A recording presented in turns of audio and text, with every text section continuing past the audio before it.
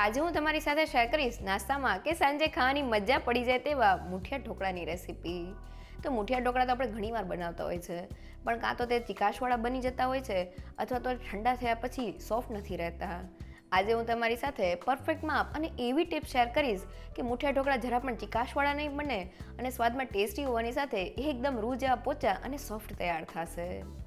સાથે લોટ બાંધતી વખતે આપણે જરા પણ પાણીનો ઉપયોગ નહીં કરીએ, જેથી મુઠિયા ઢોકળા 2 થી 3 દિવસ સુધી ખાઈ શકાશે.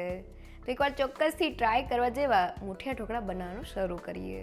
એકદમ ટેસ્ટી મુઠિયા ઢોકળા બનાવવા માટે મેં વજનમાં 200 ગ્રામ અને એક મીડિયમ સાઇઝનો દૂધીનો ટુકડો લીધેલો છે. હવે તેને ઘરમાં રહેલી કોઈ પણ જાડી ખમણીથી ખમણી લઈએ. તો શાકભાજીને ખમણવાથી તેને કૂક થતાં એકદમ ઓછો સમય લાગે છે. અહીંયા શાકભાજીને આપણે ઝીણી ખમણીથી નથી ખમણવાનું, નહીં તો શાકભાજીમાંથી વધુ પડતું પાણી રિલીઝ થશે, સાથે મુઠિયા ઢોકળા ચીકાશવાળા તૈયાર થશે. અહીંયા શાકભાજીને ખમણતી વખતે ઘરમાં રહેલી કોઈ પણ જાડી ખમણીનો ઉપયોગ કરવાનો છે. તો મેં દૂધીને ખમણી લીધેલી છે અને વચ્ચેના આ બિયાના ભાગને આપણે ખમણવામાં નથી લેવાનું. હવે મેં એક મીડિયમ સાઇઝનું ગાજર લીધેલું છે, તેને પણ ખમણીની મદદથી ખમણી લઈએ. તો ગાજર પણ ખમણાઈ ગયું છે અને ખમણીને ખોલીને બતાવું તો દૂધી અને ગાજરનું આ રીતનું જાડું છીણ તૈયાર થઈ ગયું છે. હવે મેં 1 કપ જેટલા કોબીજના રફલી પીસ કરી લીધેલા છે, તેને નાના મિક્સર જારમાં એડ કરી દઈએ અને ઢાંકણ બંધ કરીને તેને રિવર્સ બાજુ એટલે કે પલ્સ ઉપર ચાલુ બંધ કરતા જઈને ગ્રાઇન્ડ કરી લઈએ. ઢાંકણ ખોલીને જોઈએ તો કોબીજનું આ રીતનું દરદરું છીણ તૈયાર થઈ ગયું છે.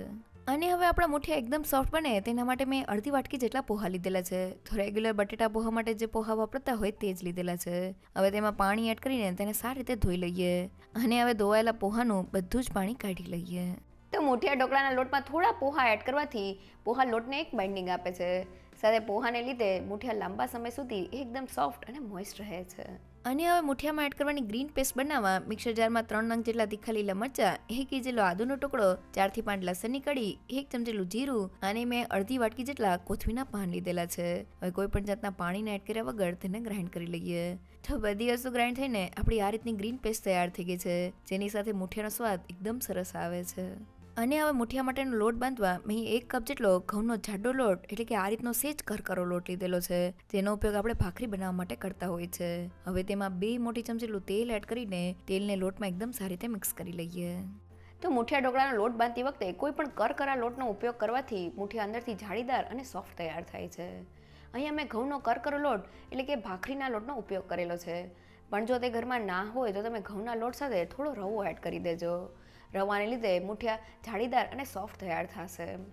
સાથે મેં ઘઉંના કરકરા લોટમાં થોડું તેલનું મોણ એડ કરીને મોણને લોટમાં એકદમ સારી રીતે મિક્સ કરી લીધેલું છે.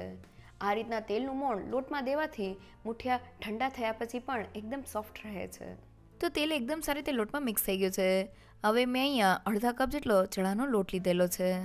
સાથે અડધી વાટકી જેટલા પલાળેલા પોહા એડ કરી દઈએ અને શાકભાજીમાં 1 કપ જેટલી ખમણેલી દૂધી અને અડધા કપ જેટલું ખમણેલું ગાજર છે અને 1 કપ જેટલું ખમણેલું કોબીજ એડ કરી દઈએ. તો મેં જેટલું શાકભાજી લીધેલું છે તેનાથી મેં અડધો લોટ લીધેલો છે. સાથે અડધા કપ જેટલા ઝીણા સુધારેલા મેથીના પાન અને વાટેલી ગ્રીન પેસ્ટને એડ કરી દઈએ અને મસાલામાં સ્વાદ પ્રમાણે મીઠું, અડધી ચમચી જેટલો હળદર પાવડર, 1 ચમચી લાલ મરચું પાવડર, 1 ચમચી જેટલો ધાણા જીરું પાવડર, 1 પિંચ જેટલી હિંગ, અડધી ચમચી જેટલા અજમાને હાથેથી ક્રશ કરીને એડ કરી દઈએ. સાથે અડધી ચમચી જેટલો ગરમ મસાલા પાવડર, 1 ચમચી લીલી વરિયાળી અને 2 મોટી ચમચી જેટલા સફેદ તલ એડ કરી દઈએ. અને મુઠિયા ઠંડા થયા પછી પણ એકદમ સોફ્ટ રહે તેના માટે ફક્ત 4 મોટી ચમચી જેટલું દહીં એડ કરી દઈએ. અને મુઠિયાને ચટપટો સ્વાદ દેવા માટે 1 મોટી ચમચી જેટલી ખાંડ અને મુઠિયા એકદમ ફૂલેલા બને તેના માટે 1 ચમચી જેટલો ઈનો ફ્રૂટ સોલ્ટ એડ કરી દઈએ અને તેની ઉપર 1 મોટી ચમચી જેટલો લીંબુનો રસ એડ કરી દઈએ. હવે બધી જ વસ્તુને એકદમ સારી રીતે મિક્સ કરી લઈએ અને મુઠિયાના લોટને બાંધી લઈએ. તો બધી વસ્તુ મિક્સ થઈને કોઈ પણ જાતના પાણીને એડ કર્યા વગર મુઠિયા માટેનો આ રીતનો સોફ્ટ લોટ બંધાઈ ગયો છે. અહીંયા લોટમાં મેં જેટલું શાકભાજી લીધેલું છે તેનાથી અડધા પ્રમાણમાં લોટ લીધેલો છે. લોટનું માપ આપણે શાકભાજીથી જ્યારે અડધું રાખીએ છીએ ત્યારે મુઠિયા એકદમ સોફ્ટ તૈયાર થાય છે. સાથે લોટ બાંધતી વખતે મેં જરા પણ પાણીનો ઉપયોગ નથી કરેલો. લોટમાં મેં થોડું દહીં એડ કરેલું છે, જેનાથી મુઠિયા સોફ્ટ તૈયાર થાય છે અને લોટ એકદમ સારી રીતે બાઇન્ડ થઈ જાય છે. અહીંયા જો લોટ બાંધતી વખતે તમને લોટ વધુ પડતો ઢીલો લાગે તો તમે ઉપરથી થોડો ઘઉંનો કરકરો લોટ એડ કરી દેજો. મુઠિયામાં એકદમ સરસ બાઇન્ડિંગ આવી જશે અને તે પરફેક્ટ તૈયાર થશે. હવે મુઠિયાને વાળવા માટે મેં હાથને થોડો તેલવાળો કરી લીધેલો છે. થોડું મિક્સર હાથમાં લઈને તેને ઓવલ શેપ આપી દઈએ અને હવે આ રીતના બધા જ મુઠિયાને તૈયાર કરી લઈએ. અને હવે મુઠિયાને સ્ટીમ કરવા માટે મેં સ્ટીમરને 5 મિનિટ પહેલાં ગરમ કરી દીધેલું છે, જેથી અંદરનું ટેમ્પરેચર મેન્ટેન થઈ જાય. હવે સ્ટીમરનું ઢાંકણ ખોલી લઈએ અને અંદર રાખેલી ડીશને થોડા તેલથી ગ્રીસ કરી લઈએ. હવે તેની ઉપર મુઠિયાને થોડા અંતરે રાખી દઈએ અને હવે ઢાંકણ બંધ કરીને હાઈ ગેસની ફ્લેમ પર મુઠિયાને 12 મિનિટ માટે સ્ટીમ કરી લઈએ. તો મુઠિયાને સ્ટીમ કરતી વખતે આપણે ગેસની ફ્લેમ હાઈ રાખવાની છે. હાઈ ગેસની ફ્લેમ પર ફક્ત 12 થી 15 મિનિટમાં આપણા મુઠિયા એકદમ સારી રીતે કૂક થઈ જશે. સાથે મુઠિયાને સ્ટીમ કરતાં પહેલાં આપણે સ્ટીમરને 5 મિનિટ પહેલાં ગરમ કરી લેવાનું છે. સ્ટીમરને પહેલાં ગરમ કરી લેવાથી સ્ટીમરની અંદર એક ટેમ્પરેચર જનરેટ થઈ જશે.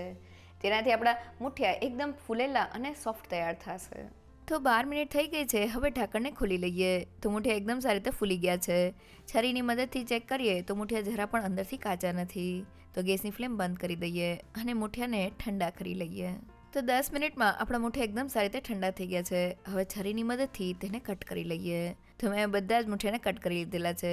એક મુઠિયાને હાથમાં લઈને તમને બતાવું તો તે એકદમ સોફ્ટ તૈયાર થયા છે. હવે મુઠિયાને વઘારવા પેનમાં 3 મોટી ચમચીનું તેલ એડ કરી દઈએ. હવે ગરમ તેલમાં 1 ચમચી રાઈ, 1 ચમચી જીરું, 1 મોટી ચમચી સફેદ તલ, 8 થી 10 લીમડાના પાન અને 2 લીલા મરચાના ટુકડા એડ કરીને તેને સારી રીતે સાતળી લઈએ.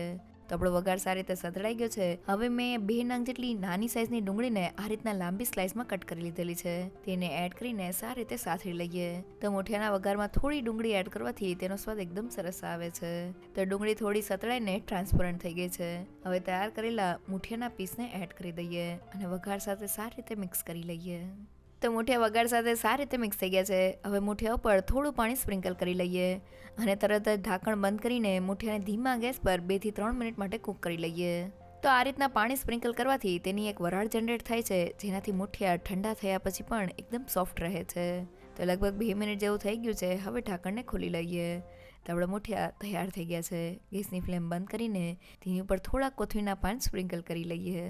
જોતા જ ખાવાનું મન થઈ જાય એવા ટેસ્ટી મુઠિયા ઢોકળા તૈયાર થયા છે. એકવાર જરૂરથી ટ્રાય કરજો. મુઠિયા ઢોકળાના વઘારમાં મેં થોડી ડુંગળી એડ કરેલી છે, જેનાથી તેનો સ્વાદ એકદમ સરસ આવે છે. તમે તેને સ્કીપ પણ કરી શકો છો. મુઠિયા ઢોકળા બનાવતી વખતે બસ તમારે અમુક વાતનું ધ્યાન રાખવાનું છે. પહેલી એ કે શાકભાજીને તમારે ઘરમાં રહેલી કોઈ પણ જાડી ખમણીથી ખમણવાનું છે, જેથી શાકભાજીમાંથી વધુ પડતું પાણી રિલીઝ ન થાય અને મુઠિયા ચીકાશવાળા ન બને. સાથે લોટમાં થોડા પોહા એડ કરવાથી મુઠિયા ઠંડા થયા પછી એકદમ સોફ્ટ તૈયાર થાય છે. અને લોટમાં કોઈ પણ કરકરો લોટ એડ કરશું તો મુઠિયા અંદરથી જાળીદાર અને સોફ્ટ તૈયાર થશે. અને મુઠિયાનો લોટ બાંધતી વખતે પાણીની જગ્યાએ થોડો દહીંનો ઉપયોગ કરવાથી તે એકદમ પરફેક્ટ તૈયાર થાય છે. જો તમને મારી આજની રેસીપી ગમી હોય તો મને કમેન્ટ સેક્શનમાં જરૂરથી કહેજો. સાથે મારા વિડીયોને લાઇક અને ફ્રેન્ડ્સ અને ફેમિલીમાં શેર કરજો. અને મારી ચેનલને સબસ્ક્રાઈબ કરવાનું ના ભૂલશો. તો ફરી મળીએ એક નવી રેસીપી સાથે.